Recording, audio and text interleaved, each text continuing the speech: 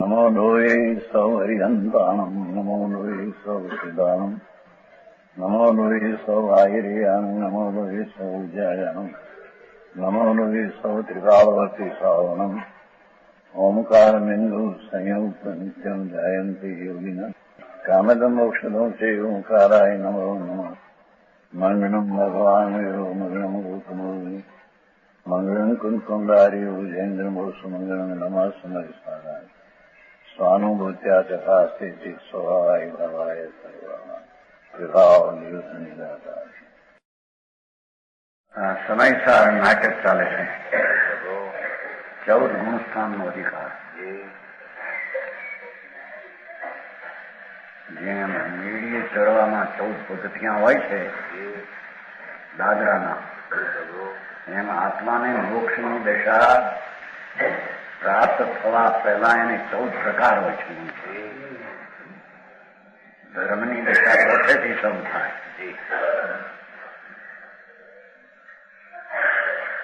14 પગથિયામાં 14મી ગુણસ્થાન કહેવાય.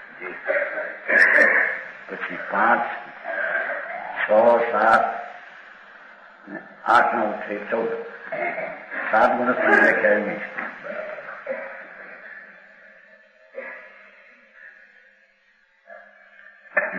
પહેલું તો સમ્યક દર્શન.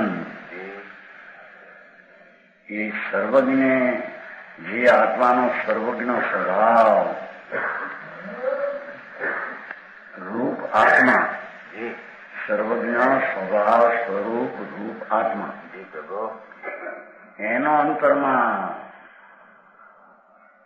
સ્વભાવની સન્મુખ થઈને રાગની એકતા તૂટીને સ્વભાવની એકતા અંતરમાં થવી, એનું નામ ધર્મની પ્રથમ શરૂઆત સમ્યક દર્શન કહેવાય.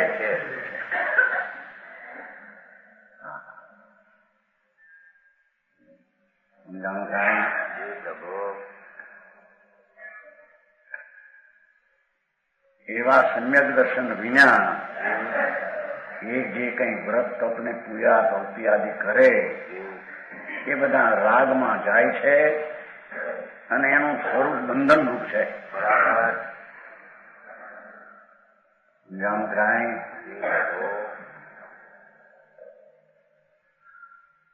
ચોથી ભૂમિકા એને કહીએ, જ્યાં આત્મા પૂર્ણ ધ્રુવ અંતરમાં, પ્રતીતમાં, અનુભવમાં, જ્ઞાનમાં જ્ઞેય તરીકે થઈને આવે ત્યારે એને ધર્મની પહેલી દશા સમ્યક દર્શન કહેવામાં આવે છે. પછી 5મું, એથી વધારે સ્વસ્વરૂપ પૂર્ણાનંદનો આશ્રય કંઈ અધિક લઈને શાંતિ કંઈ વિશેષ અકષાય ભાવની પ્રગટ થાય, એને સાવકનું 5મ ગુણસ્થાન કહે છે. બરાબર. આચાની વાત છે, વાળાની વાત નથી. સુખી છે, સાવક તો સુખી જ છે. સાવક જે હોય તો સુખી, પોતાના આત્માના આનંદથી સુખી છે. બરાબર. સમજાય? પૈસાથી સુખી નથી, કોઈ ધૂળી નથી, તો બધા દુઃખીના ડાળ્યા છે મારા હાથ.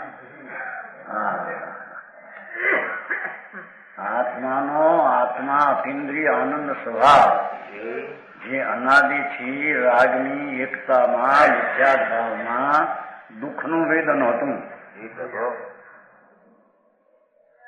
એ જ્યાં રાગની એકતા તૂટીને સ્વભાવની એકતા થાય ત્યારે દુઃખના વેદનને સ્થાને આનંદનું વેદન આવે. બરાબર. એ ત્યાંથી શાંતિથી સુખી છે. બરાબર. સમજાણું કાંઈ? બાકી એ આત્માના નિજ સ્વરૂપના ભાનને આશ્રય વિના એકની પંચમહાવર્તની દયાદાન ભક્તિ આદિના પરિણામ કરે એ દુઃખી છે.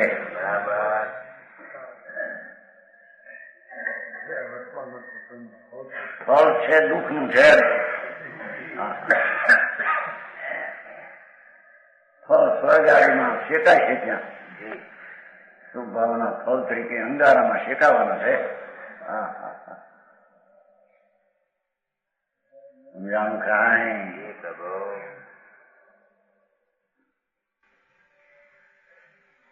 यहाँ तो કહે છે કે સમ્યક આત્માના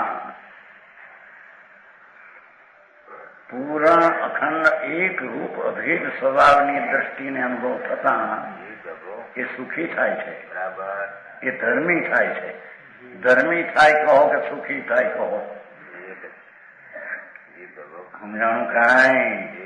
બહારના સાધન હોય તો સુખી છે એમ કઈ છે ને, એ તો દુઃખી છે બધા. રાજા મહારાજા કરોડપતિઓ એ બધા દુઃખી છે બિચારા. સમજાણું કાંઈ? એમ કે એને આત્માના આનંદમાંથી ખસી ગયા છે અને પરમાં ઠીક છે એવી માન્યતામાં ઉભા છે, એ દુઃખી છે.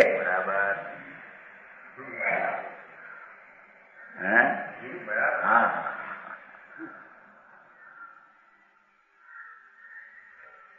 અહીં તો કે છે કે પંચમ ગુણસ્થાનની દશા તો શાંતિની વિશેષ હોય છે અને મુનિ થાય છઠ્ઠે એને તો સુખની દશા વધી ગઈ હોય છે, આત્માના આનંદની સુખની દશા હો. હા, એને મુનિ અને એને ગુણસ્થાન છઠ્ઠું સાધુને કહેવાય. હરિકામાં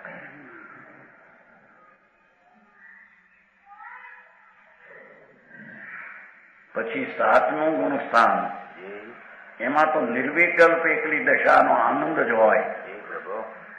બુદ્ધિપૂર્વક જેને રાગ ખસી જઈને આત્માના અવલંબનમાં નિર્વિકલ્પણામાં પડ્યો હોય છે એ શાંતિની ધારામાં આગળ વધ્યો છે. એને સાતમું ગુણસ્થાન કહેવી. એક બાજુ કહેવું કે 13મું ગુણસ્થાન તારું નહીં. જીવમાં 14 ગુણસ્થાન એ નથી. એ તો પર્યાય એની દશાના ભેદ છે. એ દશા કેવી હોય, ધર્મીની, સંકિતીની, શાવકની, મુનિની કેવી હોય એને વર્ણવે જણાવે છે. બાકી દશા એ કઈ ત્રિકાળ વસ્તુમાં નથી.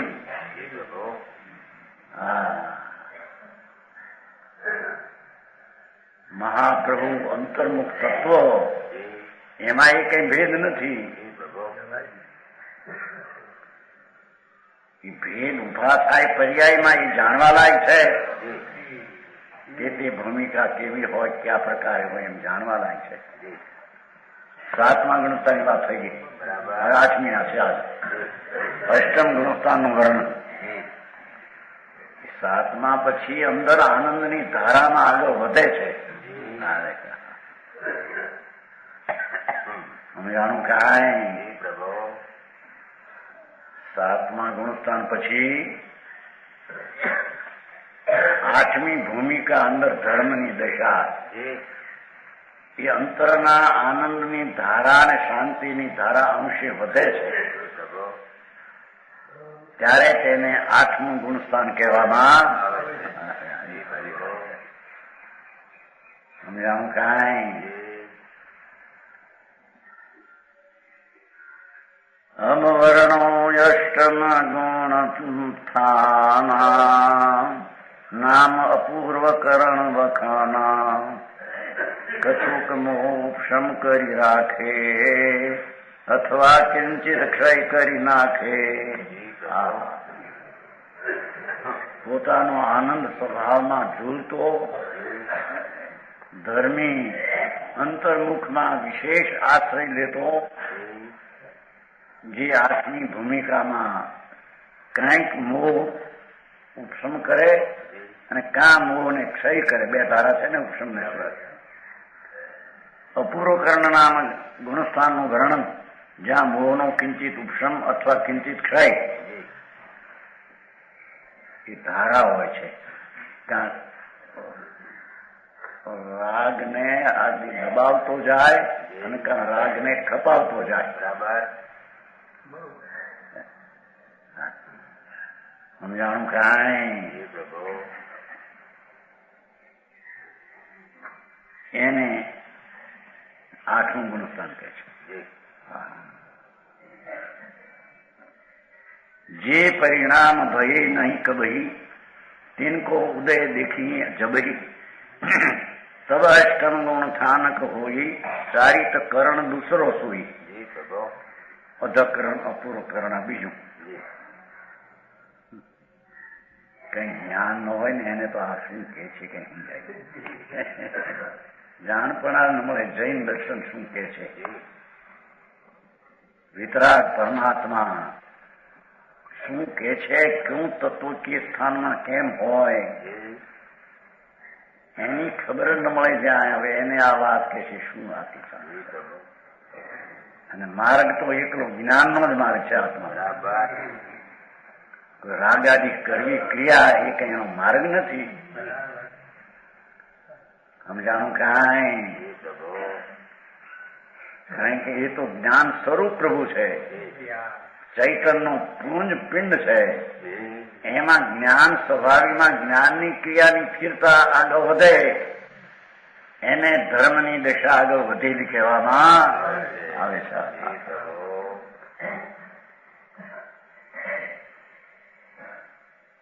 જે પરિણામ ભય નહીં કબહી આઠમી ભૂમિકામાં એવા ભાવ થાય શુદ્ધ કે અનંત કાળમાં કોઈની ક્રિયા ન હોય.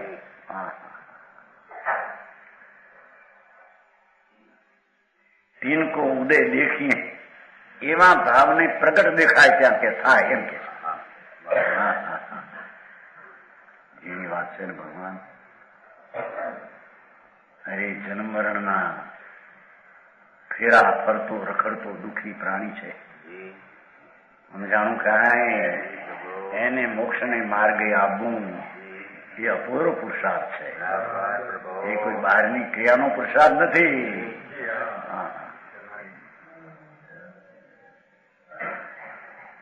આખી દિશા પલટી જાય જ્યાં હું એક આત્મા પૂર્ણ શુદ્ધ ચૈતન પ્રભુ છું. મારી પ્રભુતાને ઓછપ ને વિપરીતતા પ્રભુતામાં છે નહીં. એવો હું સાક્ષાત અંદર પરમેશ્વર જ છું.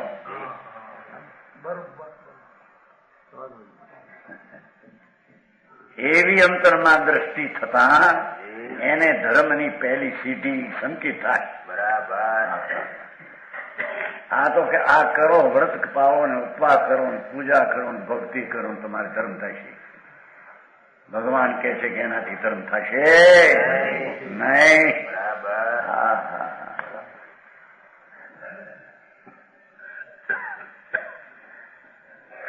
જે ગુણસ્થાનના પરિણામમાં ભય કભી તિનકો ઉદય દેખીએ પ્રગટ દેખાય કે છે. જ્ઞાનની નિર્મળ દશા ધારાવાહી જેમ દૂધની ધારા વહે એમ અંદર આનંદની ધારા વહે. બરાબર. સમજાણું કાંઈ? શ્રીમદમાં આવે છે ને પરમ પદ પ્રાપ્તિનું કર્યું ધ્યાન મેં. પરમ પદ પ્રાપ્તિનું કર્યું ધ્યાન મેં. ગજા વગર ને હાલ મનોરથ રૂપ જો તું પણ નિશ્ચય રાજ ચંદ્ર મનને રહ્યો. પ્રભુ આજ્ઞાએ થાશું તેજ સ્વરૂપ જો. આ શ્રેણી માગશું એમ એમ કે છે. સમજાણું કાંઈ? વર્તમાનમાં આ ગજવું અમારામાં નથી. આ દેવસ્થાનની શ્રેણીની કારણ સમજાવું. આઠમા અને નવમા પણ અમે જેને પકડ્યો છે ધ્યાનમાં, એવા ભગવાનને અમે ધ્યાનમાં લઈને ધ્યાન કરીએ છીએ, પણ પૂરણની આવી ધારાનું તો મનોરથ છે. સમજાય છે કાંઈ? ક્યારે આ ધારા વધે અને ક્યારે અમે કેવળ જ્ઞાન. હા હા પ્રભુ.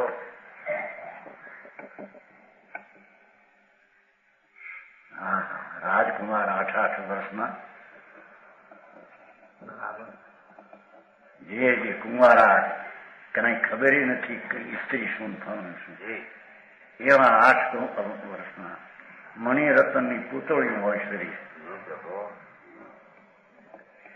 એને અંતરમાં આત્માનું જ્ઞાન થતા એ આનંદના સ્વાદમાં આવ્યો, એ વિશેષ આનંદની ધારાને પ્રગટ કરવા.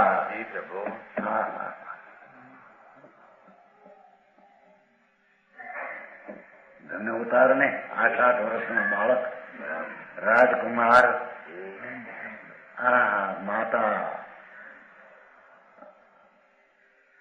અનારો આનંદ અમને ભાષો છે, અમારી અનુભૂતિ અમને પ્રગટી છે.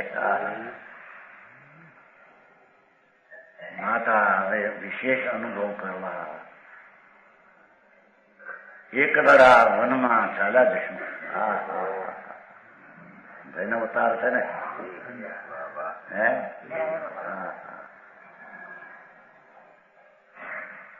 એ અંતર શ્રેણી માંડવા, વનમાં એકાંતમાં આનંદમાં રહેવા. અરે બાળકનું શરીર કોણ સંભાળે? એને સાઢા ઊના તડકા હવા, અરે ટાણે ટાણે આહાર જોતા પાણી મળતા કોને ભાઈ? એને તો જુએ છે આનંદનો ખોરાક. સમજાણું કરાય? એને તો અંતર નિર્વિકલ પીણા પીવા છે, આહાર ને પાણીની પણ દરકાર. સમજાણું કરાય?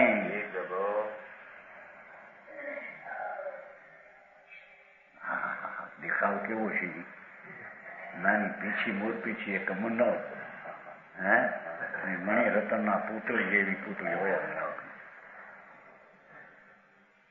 એ અંતરના આનંદની ધારા માં રહેતા કે છે કે આ ધારા જયારે ક્ષપક શ્રેણી આવે ત્યારે ક્યાંક મોહને ક્ષય કરે ને ક્યાં મોહને ઉપશમ કરે પૂર્વ. હા હા હા સમજાણું કાંઈ?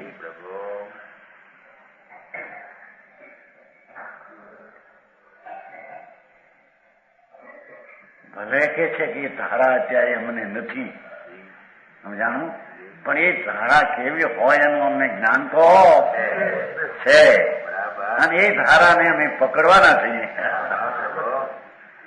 સમજાણું કાંઈ? એકાદ બે ભગને આતરે પણ અમે તો આ થવાના છીએ. હવે બીજી ધારા હવે વચ્ચે હોય નહીં. ધર્મના ધોરી, ધર્મના થાંભલા, ધર્મના ધરનારા. બાપુ ધર્મથી કે એના ક્રિયા કરવી, વ્રત પાલન અપ્પા કરવાને, એ કઈ ધર્મ નથી ભાઈ, તને ધર્મની ખબર નથી.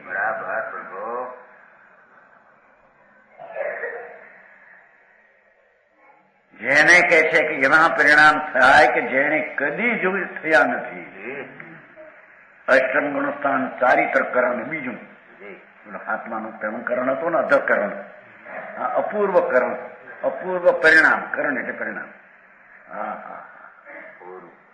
સમ્યક દર્શન થવા પહેલા એક અધકરણ અપૂર્વકરણ નિવૃત્તિકરણ હોય છે. બીજી વાત, આ તો ચારિત્રની ધારામાં આગળ વધતા આવા એ પરિણામ હોય છે. સમજાણું કાંઈ? એક મોસમ પાકે ત્યાં કે છે ધર્મી પોતાના સ્વભાવના ધંધે ચડ્યો, એની હવે મોસમ પાકી છે ક્ષપક શ્રેણીમાં. સમજાય છે કાંઈ? હવે તો અંતર્મૂર્તમાં ફળાવવાની તૈયારી છે. એવી દશાને 8મા ગુણસ્થાનની ધારા કહેવામાં આવે છે.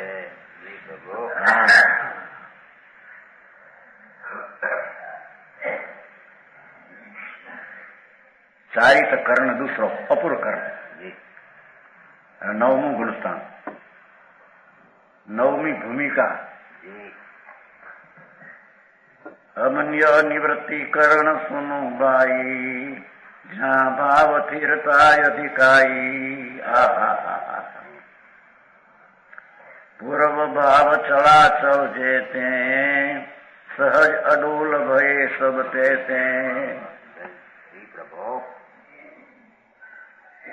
એ છે કે અનિવૃત્તિકરણ ભાઈ સાંભળ નવમું ગુણસ્થાન, જેમાં સ્થિરતા અધિકાય, સ્થિર વધી ગયો. આઠમા કરતા પણ નવમાં અંદર સ્થિરતાની વૃદ્ધિના અંશોના ગુણસ્થાન બે છે.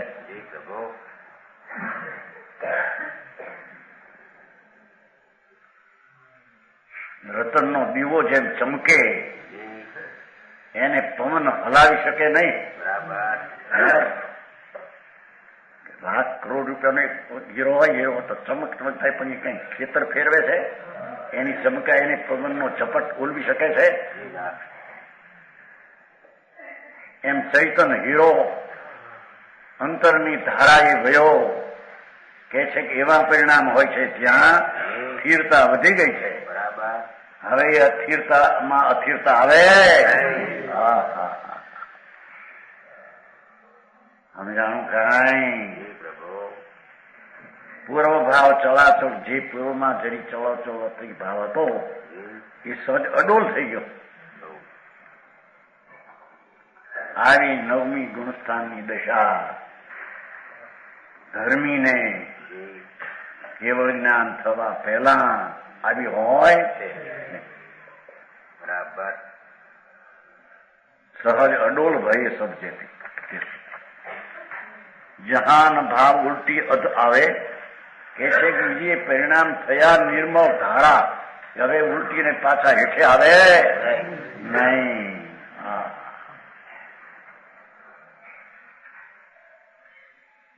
લાભનો જ ધંધો વધે એમ કે છે. હે, ખોટ તો જાય નહીં, વ્યાજ ભરવું પડે નહીં ને લાભ વધે અંદર. એ સ્વરૂપ પૂર્ણાનંદ પ્રભુ એવું આત્મા એને આશ્રયમાં ઉગ્રપણે જાય, એને આવા પરિણામ થાય. સમજાણું કાંઈ? ચારિત્ર મોહ જહાં બહુ છીજા, ચારિત્ર મોહ ઘણો જ થઈ જાય ત્યાં નવમે. સો હે ચરણ કરણ પદ ત્રીજા. ત્રીજું અનિવૃત્તિકરણ. અધકરણ 7 અપૂર્વકરણ 8, અનિવૃત્તિકરણ 9. નાની આંધળા ન હોય ધંધા એ ક્યાં આમ માંડ્યા. એકલા પાપના ધંધા આખો દી, એમાં ધર્મનું શું રૂપ ને સ્વરૂપ સાંભળવાને મળે નહીં. અરે પણ ત્યાં ધીકતી પેઢી આવતી હોય, જો રોકડા દેખાય એ નટું.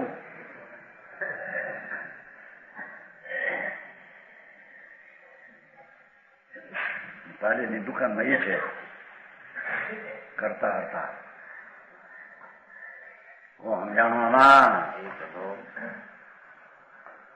2 લાખ 2.5 લાખ પેદા થાય, માથા થઈ જાય ને હવા ખોડ જાય છે કે ત્યાં તો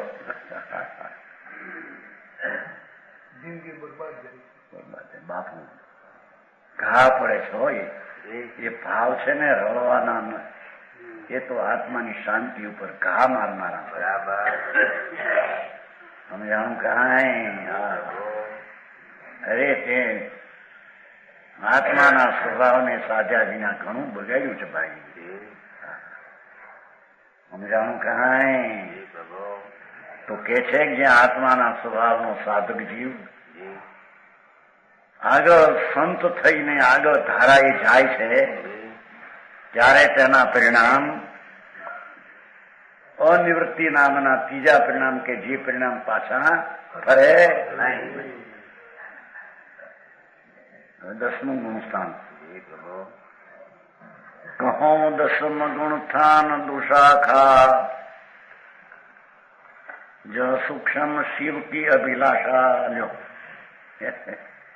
વિકલ્પ છે રે એટલો.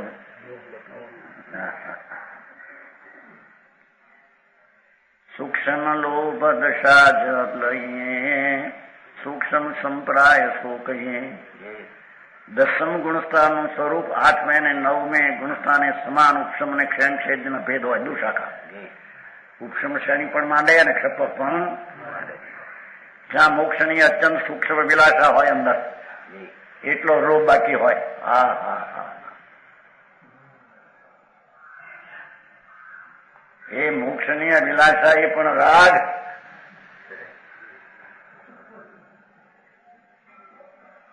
એટલો પણ આગળ જતા વિઘન કરે. સમજાણું કાંઈ? સૂક્ષ્મ શિવ કી અભિલાષા.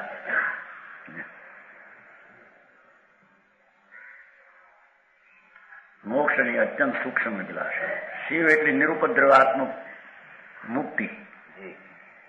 એની અવ્યક્તપણે વિકલ્પની દશા. એને એમ નથી કે હું મોક્ષ લઉં ને એવું પ્રગટ નથી, પણ એ રાગ એટલો છે એટલે સ્વરૂપ તરફ ઢળવામાં મોક્ષની અભિલાષા આટલી છે એમ કહેવામાં આવે છે. એ સૂક્ષ્મ લોભ દશા જ લઈએ, સૂક્ષ્મ સંપ્રાય શું કહીએ લો. એ સૂક્ષ્મ સંપ્રદાય એટલો રાગ છે ને, એટલો સંસાર છે હજી કે છે. રાગનો અંશ છે એ સંપ્રદાય છે, સંપ્રાય છે. ભગવાન નિર્મળાનંદ પ્રભુ પૂર્ણ સ્વચ્છ નિર્મળ શુદ્ધ, એમાં એટલો વિકલ્પ અબુદ્ધિપૂર્વક પણ લોભ છે કે છે. અમે જાણું કાંઈ એને ટાળશે ત્યારે આગળ વધશે. બરાબર, જીવના વધશે નહીં. આવું મારું ભાઈ 11મા ગુણસ્થાન વર્ણન. अब उपशांत मो गुण थाना કહું તાસુ પ્રભુતા પર પરવાના. પરવાનું છે ને, પ્રભુતાનું પરમાણુ. જ્યાં મોહ સમય ન ભાષે યથાખ્યા ચારિત્ર પ્રજાશે. 11મી ભૂમિકા ધર્મની દશાની એ કહે છે, જ્યાં મોહનો સર્વથા ઉપશમ બિલકુલ ઉદય નહીં. રાગનો અંશ જે હતો 10મે ત્યાં 11મે ન હોય. જીવ કા યથાખ્યા ચારિત્ર પ્રગટ હોતા હૈ. જીવનું એનું અકસાય સ્વરૂપ છે એવું 11મે ગુણસ્થાનમાં પ્રસિદ્ધપણે પામે. સમજાણું કાંઈ? જ્યાં ફરસ કે જીવ ગીર ફરે કરે ગુણ હદ, સો 11મી દશા ઉપશમ કી સહદ. 11મે ગુણસ્થાન જાય તો નીચે પડે જ એમ કે છે. સમજાણું કાંઈ? રાગને દબાવતો આગળ ગયો છે, ઉપશમ કરતો પાછો ફરવાનો જ 11મા ગુણસ્થાનને રદ કરી નાખશે. એ પુરુષાર્થની કમજોરીને લઈને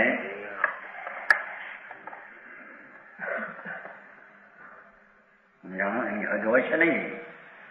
રેલમાં નથી આવતું, આમ ઉભા રાખે દબા કરે ને, સ્ટેશન હોય ને સિંગલ નહીં ઓલું પાટા ઊંચું ઊંચું હોય ત્યાં સુધી ડબ્બા જાય. છેલ્લું હોય.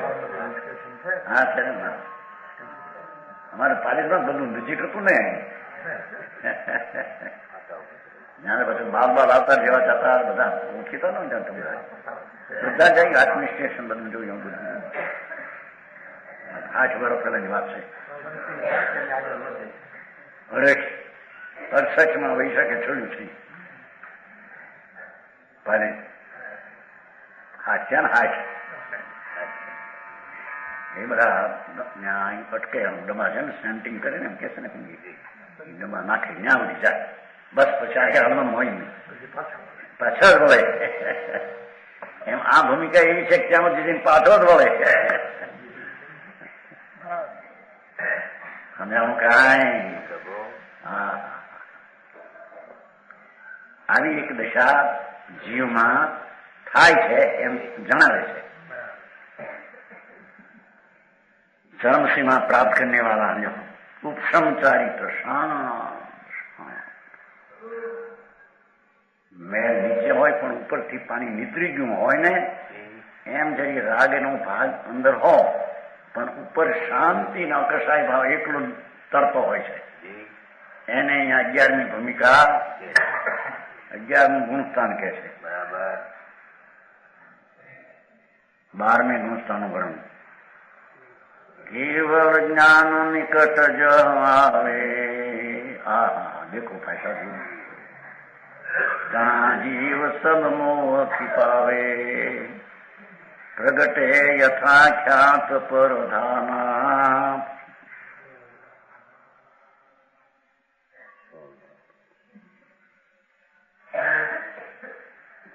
सो द्वादश संकीर्ण गुण ठाना. બોલો પરવાના હતો ને પરવાના ઉપર જોઈએ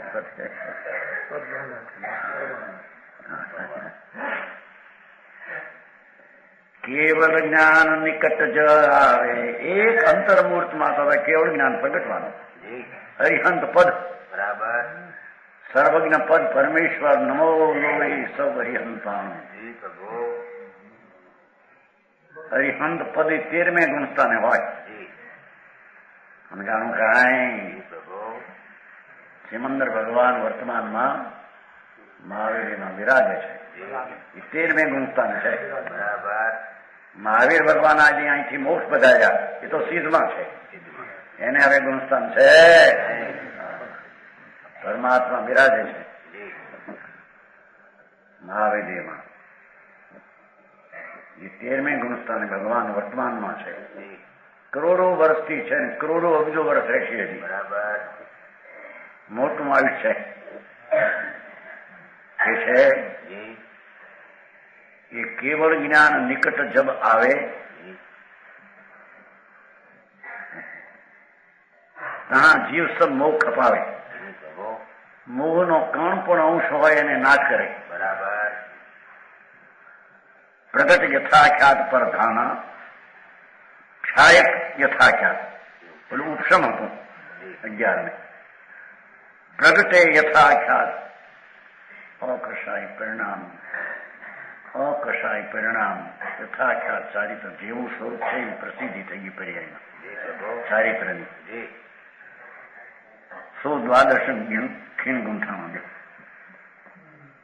એ 12મું ગુણસ્થાન કહીએ. કેવળ જ્ઞાન થવા પહેલા અંતર્મૂર્ત પહેલી દશા હોય અને અહીં 12મું ગુણસ્થાન કહે છે. બરાબર.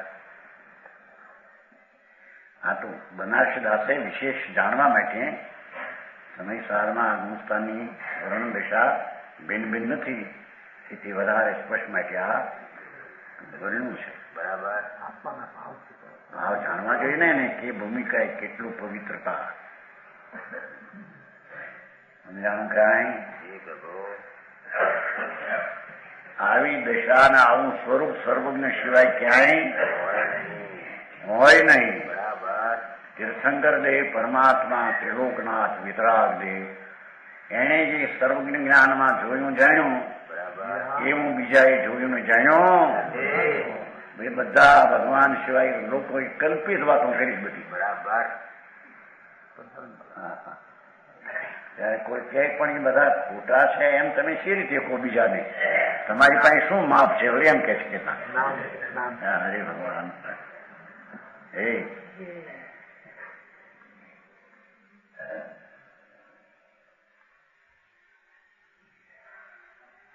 એ તો સ્પષ્ટ છે કે વાસ્તવિક તત્વ જે ભગવાને કહ્યું એનાથી વિરુદ્ધ પરૂપે વિરુદ્ધ માને કે મિથ્યાદર્શી છે એમાં માપને કાઢવાની બીજી જરૂર શું છે ત્યાં?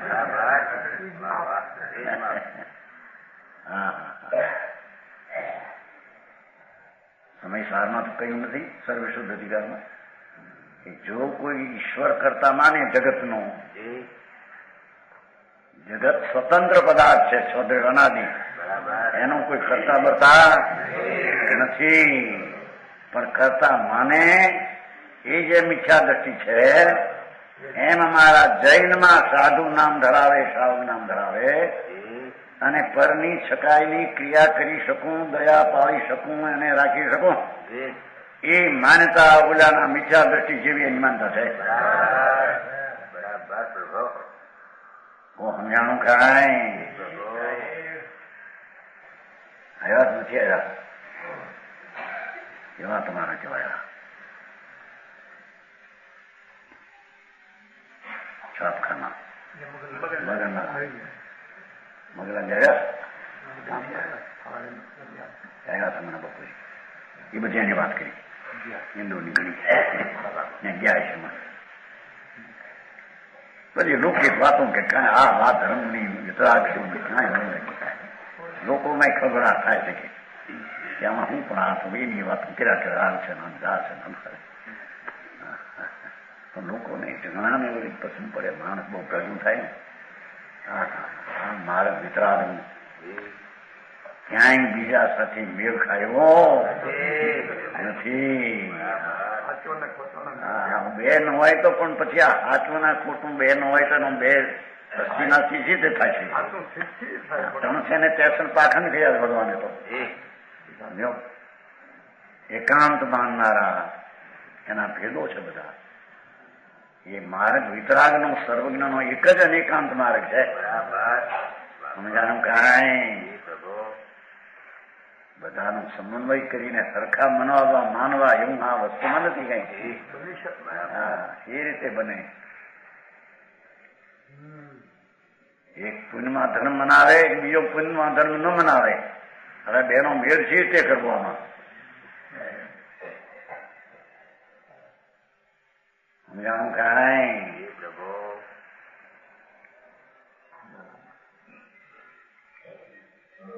12મા ગુણસ્થાને એની જઈ મુદત આપે છે. ષટ થાતે સાતે આઠે નવે 10 એકાદશ સ્થાન અંતર્મૂર્તિ એક સમયથી સીધા છઠ્ઠાથી તે 11મા ગુણસ્થાન સુધી અંતર્મૂર્તિ સ્થિતિ છે. જગન એક સમયની સ્થિતિ છે. એ જરી જાણવા જેવી વાત છે. ક્ષપક્ષેણીનું કાળ, ક્ષપક્ષેણી 8નું 9મું 10 અને 12 સ્થિતિ ઉત્કૃષ્ટ અને જગન બી અંતર્મૂર્ત. જગની અંતર્મૂર્ત ઉત્કૃષ્ટ બી. હવે છિન્ન મોહ પૂરણ ભયો કરી ચૂરણ ચિત્ત ચાલ. ચિત્તની ચાલ, જ્ઞાન જે રાગમાં રોકાતું હતું એને ચૂરણ કરી નાખ્યું. સજોગ ગુણ થાનકી વર્ણો દશા રસાવ. કેવળી ભગવાન સર્વજ્ઞ દેવ હરિહંતનો 13મું ગુણસ્થાન હોય એનું વર્ણન કરવું. સજોગી ગુણસ્થાન છે ને, સજોગ જેને હજી મન વચન ને કાયાનું કંપન હોય પણ કેવળી હોય. 3 કાળ 3 લોકને જાણે હરિહંત. નમો હરિહંતા અંગે પહેલું પદ એ 13મા ગુણસ્થાનનું પદ છે. નમો સિદ્ધાન અંગે તો ગુણસ્થાન અતીત થઈ ગયા. પરમાત્મા અશરીર ઈશિત ભગવાન. આ 13મા ગુણસ્થાનનું વર્ણન કરીએ છીએ કે છે.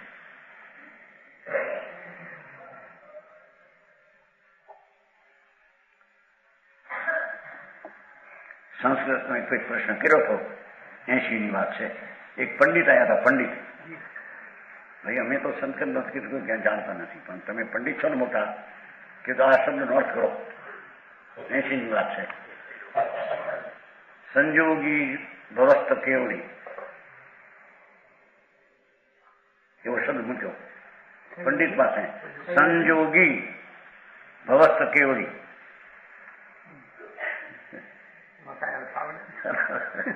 એને કઈક સંજોગ વાળા ભવમાં રહેલા કેવળી.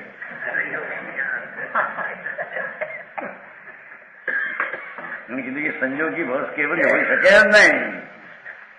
સજોગી ભવસ્ત કેવળી એવો એનો અર્થ છે, શબ્દ છે. સજોગી એને કંપન હોય છે જોગનું, પણ છે કેવળ જ્ઞાની પરમાત્મા. એને સજોગી કેવળી કહેવામાં. જૈન था હા, પંડિત था, જૈન था, કાશીમાં ભણેલો હતો. કીધું સંજોગી ભવસ કેવળ નોટ કરો તમે, બધા ભણેલા મોટા પંડિત છો ને તમે. અશુદ્ધ બતાયા પણ એને સમજવું જોઈએ કે નહીં કે સંજોગી ભવસ કેવળી હોય નહીં.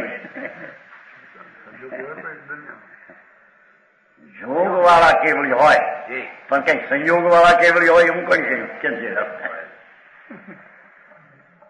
એ બહુ વ્યાકરણમાં ભણેલો કે બિચારો વ્યાકરણ અમે જાણતા ये व्याकरण निराली है हमारा. તમારે કેવળી 13મા ગુણસ્થાનમાં સંજોગી કેવા હોય એની ખબર નથી. તમને પાદરાર્થ કરવા માંડો સંજોગી ભવમાં રહેલા કેવળી એટલે શું એની વ્યાખ્યા કીધો? એ શબ્દ જૂઠો છે. શેનામાં સયોગ ગુણસ્થાન આવ્યું ને, સજોગ ગુણ થાન કી. હરિહન ભગવાન સિમંદર પરમાત્મા મહાવેદીમાં બિરાજે છે. 13મે ગુણસ્થાને છે પણ હજી કંપન જોગનું છે. સમજાણું કરાય. તેથી એને સજોગી કેવળી કહેવામાં આવે અને આગળ જાય 14મું આવે ત્યારે અજોગી કેવળી. એને જોગ પછી હોતા. સમજાણું કરાય. કોને પણ નવરા છે આ સમજવું જઈને જરી બે ઘડી સાંભળી જજે. એ માથે કઈ જય નારાયણ પોતનું ખંખેરી ના ગયા પાછું હે હવે ગમે હવે હવે થોડું થોડું હજુ સર થોડું કારણ કે એમને ભેટા પડ્યા થાય. બાપુ આ તો વિતરાગનો માર્ગ છે એને ઓળખવો પડશે. એમ આંધળી દોડી કઈ માર્ગ આછા એવો નથી. 13મે ગુણસ્થાન કો સ્વરૂપ લ્યો. જાકી દુઃખ ધાતા ઘાતી ચોકડી વિનસી ગઈ. ઠીક કર્મને કીધું. જાકી દુઃખ દાતા ઘાતી ચોકડી વિનસી ગઈ. ચોકડી અઘાતી જરી જેવડી સમાન है. प्रकट भयो अनंत दर्शन अनंत ज्ञान विरज अनंत सुख सत्ता समाधान है. जामे आओ नाम गोद वेदनी प्रकृति ऐसी 81 84 व 85 प्रमाण है. सोहे जिन केवड़ी जगतवासी જે સંસાર છે ને એટલો એવો જગતવાસી કીધા ભગવાન તાકો જો અવસ્થા સો સહયોગી ગુણ થા નહીં લો. સંસારી શરીર સહી છે ને કેવળી શરીર રહી તો સિદ્ધ ભગવાન હોય. નમો લોહી સૌ સિદ્ધાંત એને શરીર નો એકલો આત્મા નિર્મળા મંત્ર સિદ્ધ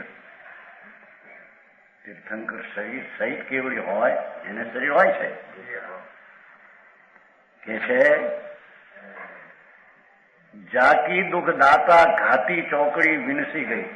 એ ઘાતી કર્મ જ્ઞાનાવરણી દર્શનાવરણી મોહની ને એ ઘાતી કર્મ દુઃખદાતા નિમિત્તી વાત છે. દુઃખદાતા કારણ કે એના કર્મનું ફળ દુઃખ છે. કર્મ પોતે એનું ફળ 4 8 કર્મ દુઃખ આવે છે. દુઃખનું બીજ આ છે. કર્મ દુઃખનું બીજ છે. એ કર્મ જ છે ને ભાવ એ કર્મ છે ને વિકારી દુઃખ છે. એ કર્મ નું ફળ છે. જાકી દુઃખ દાતા ઘાતી ચોકડી વિનસ ગઈ. 4 કર્મ નો નાશ થયો હોય અંત ને ખામણામાં આવે છે. એને 4 કર્મ નો નાશ કર્યો. ઘણઘાતી 4 કર્મ જેને બાકી રહ્યા લખ્યું છે એમાં.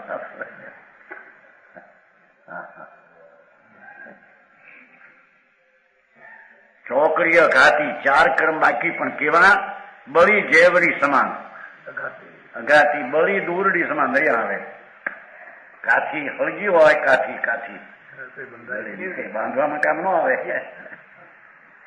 એમ ભગવાનને 4 કર્મ અરિહંત ને બાકી છે એ બળી દૂરડી સમાન છે. સમજાણું કાંઈ શ્રીમદમાં આવે છે હે બળી સુંદરી વત આકૃતિ માત્ર એ દિગંબરનું વચન છે સપ્ટેમ્બરમાં એ નથી એવું વાંધો કર્યો હા એ બળી દોરડી સમાન છે બંને નાખેલી દોરડી અળગી હોય એ કઈ બાંધવામાં કામ આવે દેખા ખરી દેખાયા 4 અઘાતી કર્મ ભગવાન હરિયંત અને બાકી બળી દોરડી જેવા બાકી રહ્યા છે કે પ્રગટ ભયો અનંત દર્શન જેને અનંત દર્શન પ્રગટ થયા છે દરેક જેવડી કેસમાં શક્તિહીન હોય એમ લખ્યું શક્તિહીન થઈ ગયું કેવળી પરમાત્મા હરિહંત ને અનંત દર્શન પ્રગટ થયું દર્શનાવરણી નો નાશ થઈને અનંત દર્શન થયું જ્ઞાનાવરણી નો નાશ થઈને અનંત કેવળ જ્ઞાન થયું આનું નામ દેવ ને એનું નામ હરિહંત કહેવાય સમજાણું કારણે વિરજ અનંત ભગવાન હરિહંત પરમાત્માને અનંત બળ પ્રગટ્યું છે એ અનંત બળ કોકનું કરવા માટે નહીં પોતાના પૂર્ણ આનંદાદી ગુણની રચનામાં અનંત વીર્ય જેને પ્રગટ્યું છે સુખ સત્તા સમાધાન અનંત સુખ છે ભગવાનને સુખની અનંત સુખ સત્તા હા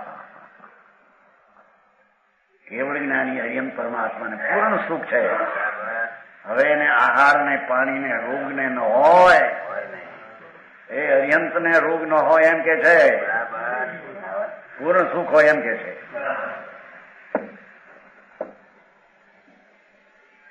છે ને ભગવાન ને રોગ થયો 6 મહિનાનો પછી આહાર લેવા ગયા સાધુ ગોશાળા એવું કીધું આવ્યા છે ને વાતું કલ્પિત વાત છે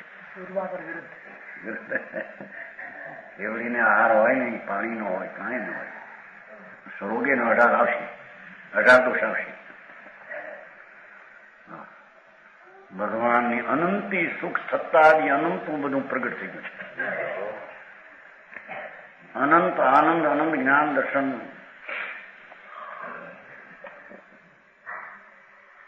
અનંત સમાધિ સાદી અનંત સમાધિ સુખમાં આવે છે ને શ્રીમંતમાં અનંત દર્શન જ્ઞાન અનંત સહિત જો એવી દશા અંતરના વિતરાગ ભાવની પરિણતિના કારણથી આવી કાર્યદશા પ્રગટ થાય છે સમજાણું કાંઈ જામે આવું નામ ભૂત વેદની પ્રકૃતિ 80 એ પ્રકૃતિ જાણવાની વાત છે કોઈને 80 હોય કોઈને 81 કોઈને 84 કોઈને 85 સોહે જીન કેવળી જગતવાસી ભગવાન હજી શરીરમાં રહ્યા છે એટલું દેખાય છે જગતવાસી અને ભગવાન કહેવામાં આવે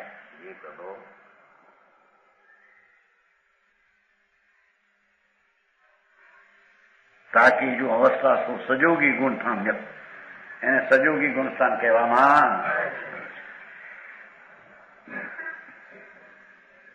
નીચે લખ્યું છે અહીંયા મન વચન કાયાના 7 યોગ છે કેવડીને પણ હજી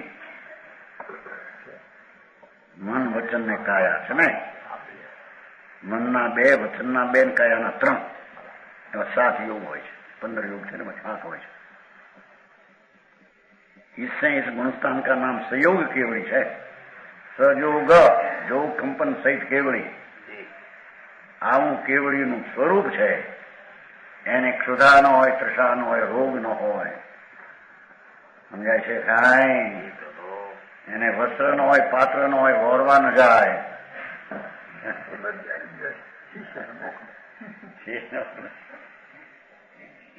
હવે શિષ્યાંગાને મોકલ્યા રોગ થયો ને ભગવાન ને ગોશાળા આવ્યો તેજુલી સંભાળી રોગ થયો ગોશાળાને સિંહો અણગાને મોકલ્યા જાઓ આહાર લઈ આવો ત્યાંથી રેવતી ને ઘરેથી મારી માટે કેરીઓ લાવશો નહીં, પણ એના ઘોડા માટે કેરીઓ એ લાવજો.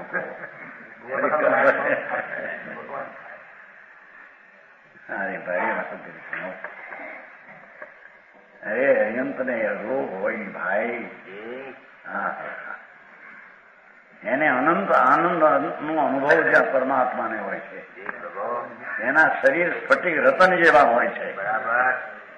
સમજાણું કાંઈ એવું આવે છે ભગવતી સૂત્રમાં. એ હાર લેવા મોકલ્યા, પછી હાર લાવ્યા, હાર ખાધો, શરીર થઈ ગયું પુષ્ટ. દેવ દેવીઓ ખુશી થયા. अच्छा, हार से बीमारी ठीक हो गई. हाँ, बीमारी भगवान की बीमारी हो गई. એ બધી કલ્પિત વાત છે. હવે આ સી રીતે મેળ કરવાનો હોય જ નહીં. અરે જ્યાં આત્માની કેવલ દશા, પરમાત્મા દશા, એક સેકન્ડના અસંગ ભાગમાં 3 કાળ 3 લોક હસપામળની પેઠી જણાય, એની સાથે અનંત આનંદનું વેદન, એકલી આનંદની અનુભૂતિ. બરાબર. એવા પરમાત્મા અરિહંત હોય છે. ભલે શરીર હોય, પણ આ બીજું આહાર કે રોગ આદિ હોય નહીં.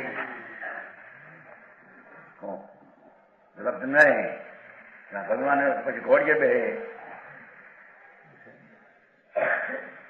માનસી ઘોડી આવે છે ને.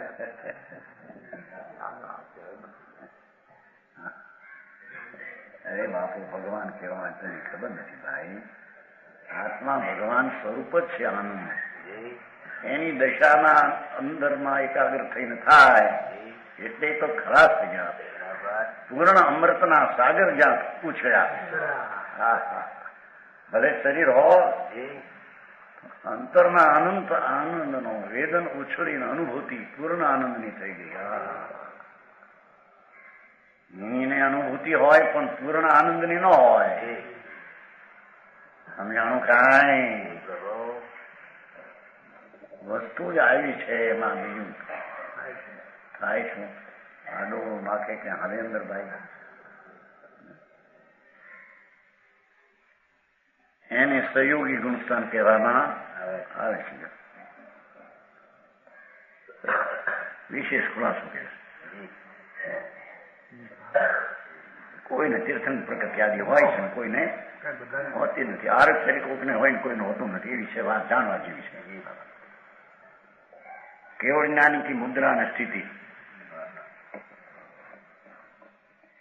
જો અડોલ પરજંક મુદ્રાધારી સર્વથા अथवा सु काउसग मुद्रा थिर पावे खेत स्पर्श कर्म प्रकृति के उदय आई विना डग भरे अंतरिक्ष जाकी चाल है. जाकी स्थिति पूर्व करोड़ 8 वर्ष घाटी अंतर्मूर जगन जग जाल है. जग जाल है. सोहे देव 18 दूषण रहित ताको बनारसी कहे मेरी वंदना त्रिकाल है. હરિહંસ કેવા હોય એને ઓળખીને વંદન કરે છે. આજે નવો હરિહંતાણંદ. હે ભગવાન, આપની કૃપા થજો, પરમેશ્વરની કૃપા ભગવાન આપજો. ભગવાન પાસે માગે, ભગવાન આપજો મને કઈ. ભગવાન પણ મારી પાસે ક્યાં છે, હું તો ના આપું. સમજાણો? આમાં લખ્યો હતો એક શબ્દ આવ્યો હતો, નવનીતભાઈ લખ્યું તેમાં બરુભાઈ નવ્યું હતું. એક અક્ષર આવ્યો હતો, પરમાત્મા હારું રાખવું. ના માણસ ને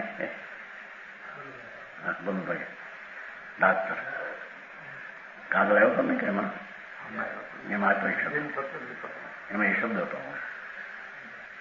ઈશ્વર હારું સૌને હારા રાખે. માણસને જૈનમાં પણ ઈશ્વર કોઈ કરતા છે એ ખતી નથી ગંધ અંદરથી.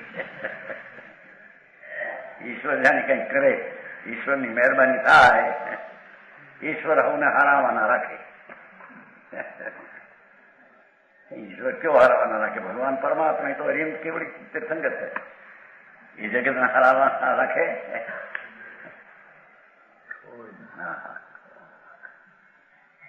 અહીં તો કે છે કે અડોલ પર્જંક મુદ્રાધારી સર્વથા કેવળ જ્ઞાનીને બે આસન હોય છે, એક પદ્માસન અને એક કયો સર્ગ, બે આસન હોય છે. સર્વજ્ઞ પરમેશ્વર અરિહંત 13મે ગુણસ્થાને હોય, એકા પદ્માસનમાં હોય, એકા ખડગાસન હોય, કયો સર્ગે. સમજાણું કાંઈ એને હાર નહીં, પાણી નહીં, રોગ નહીં, શોક નહીં, ચિંતા નહીં, કલ્પના નહીં. શરીરમાં પરમ ઉદારિક દશા જેની, પરમાણુ સ્ફટિક જેવા થઈ જાય જેના, બરાબર, જેમાં નજર નાખી હાથ બહુ ભાવે, બીજો જીવ એટલું તો એનું સ્ફટિક શરીર થઈ જાય. અરે કેવડી હરિયન પરમાત્મા કોને કહે? સમજાણું કાંઈ?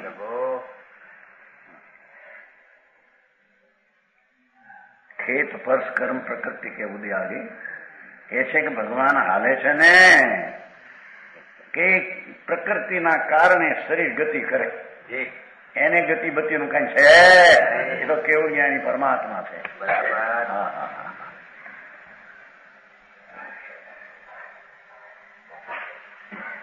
મીઠાનું કશું બહુ બને છે. ખેતર ફર્શના આવે છે, એવું આવે છે. પરદેશ રાજાને અધિકાર આવે એમાંથી કઈ નથી. ખેતર પ્રશ્ન હશે વિનંતી કરે મુનિને ત્યારે એમ કે ખેતર પ્રશ્ન હશે તો આવે છે કે નહીં? હા, ખેતર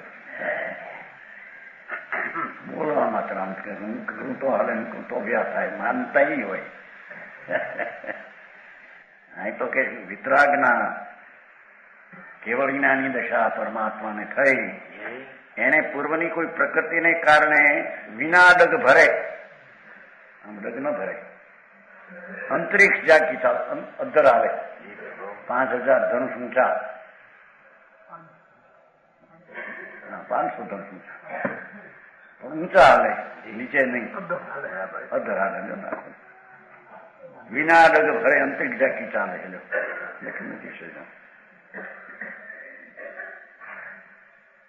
ઝાંકી સ્થિતિ પૂર્વ કરોડ 8 વર્ષ ઘાટ, 1 કરોડ પૂર્વમાં 8 વર્ષ ઓછી સ્થિતિ હોય અરિહંતની. 8 વર્ષે કેવળ થાય, કરોડ સુધી રહે. 1 પૂર્વમાં 70 લાખ કરોડ 56,000 કરોડ વર્ષ જાય. 1 પૂર્વમાં 70 લાખ કરોડ 56,000 કરોડ વર્ષ જાય.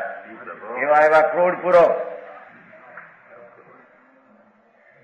અરિહંતનું આયુષ્ય એટલું હોય. તીર્થંકની વાત નથી, આ સમુચયની વાત.